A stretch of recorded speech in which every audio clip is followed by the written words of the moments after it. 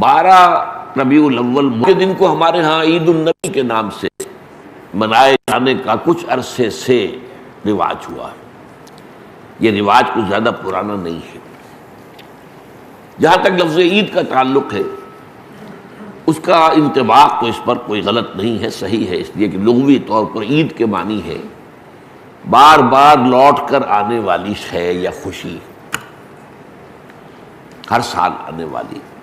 عید الفطر ہر سال آتی ہے، عید الاضحیٰ ہر سال آتی ہے، عاد یعود، لوٹنا، تو عید اسی سے بنا، لوٹ لوٹ کر آنے والی، پلٹ پلٹ کر آنے والی۔ اس اعتبار سے تو یہ یقیناً یوم عید ہے، لیکن یہ اصل میں اس کے لیے اس کا استعمال جو ہے یہ بہت ہی تھوڑے عرصے قبل شروع ہوا ہے، یہ کوئی قدیم بات نہیں ہے۔ اول تو یہ کہ حضور کی ولادت جو ہے 12 ربیع الاول متفق علیہ نہیں ہے، حضور کی ولادت کی تاریخ طے نہیں ہے۔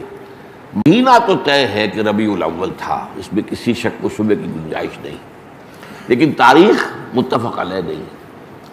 بلکہ میرے نزدیک اس سلسلے میں قاضی سلیمان سلمان منصور پوری رحمۃ اللہ علیہ، جو ایک بڑی عظیم کتاب کے مصنف ہیں، اگرچہ وہ اتنی مشہور نہیں ہو سکی جتنے کہ مولانا شبلی کی رحمۃ للعالمین مشہور ہوئی ہے، لیکن بہت سے اعتبارات سے مولانا شبلی کی کتاب سے وہ بہت بڑھتر ہے، بہت اونچی ہے۔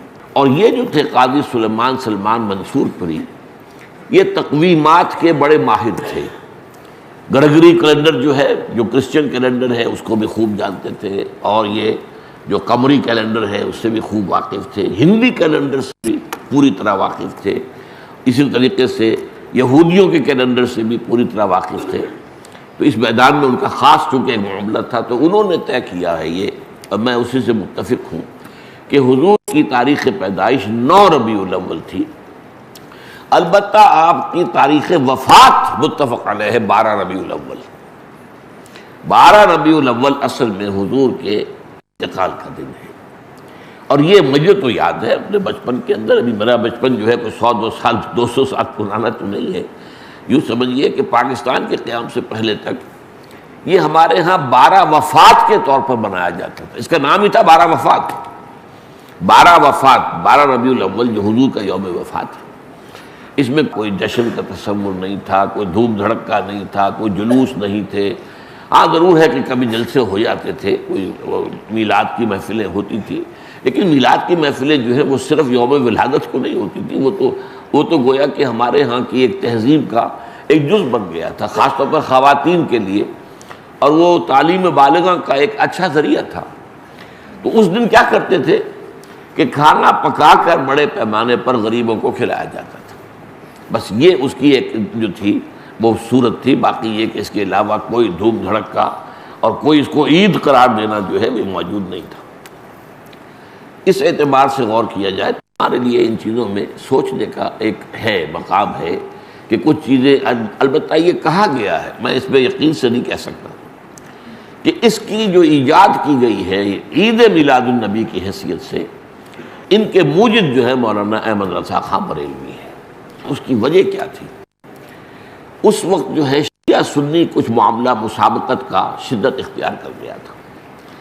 انہوں نے محسوس کیا کہ یہ شیعوں نے جو یہ محرم اور اس کے تعزیوں کا معاملہ شروع کر رکھا، اس سے سنی عوام بھی بے انتہا متاثر ہوتے ہیں۔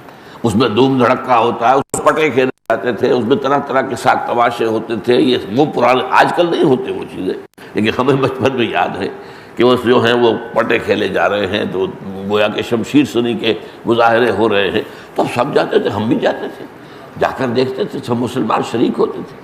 اب اس ضمن میں جو بھی کچھ بیان کیا جاتا تھا وہ اس کا ظاہر بات ہے کہ ہمارے ذہنوں پر، ہمارے تحت الشعور پر اثر پڑ رہا تھا۔ تو یہ جو ہے اس کا ایک دعویٰ کرنے کے لیے کہ اس کا علاج ہم سنی بھی کریں، تو کوئی ایسی ہی چیز ہونی چاہیے جو لوگوں کی دلچسپی کا ذریعہ بن جائے، موجب بن جائے، اور لوگ اس کے اندر ذوق در ذوق شریک ہوں۔ تو یہ میلاد النبی کے جلوس جو ہیں، ان کے موجد جو ہے مولانا احمد رضا خان بریلوی ہے۔ بہرحال یہ بات تو میں نے ایک ٹیکنیکل انداز سے آپ سے کہی ہے۔ بہرحال یہ دن خوشی کا دن ہے، ولادت کا دن ہے،